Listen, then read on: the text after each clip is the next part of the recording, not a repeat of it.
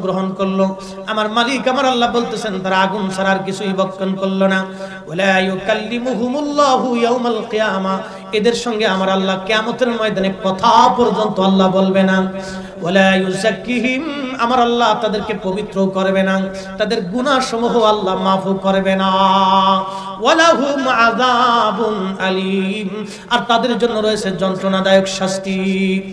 এই আল্লাহর কালামকে যারা অপব্যাখ্যা করে, এই আমাদের দেশে আরেক মৌলবী এখন জেলখানায় আছে। সরকার তারা আধা পাগল মনে করে জেলখানায় ঢুকাইছে।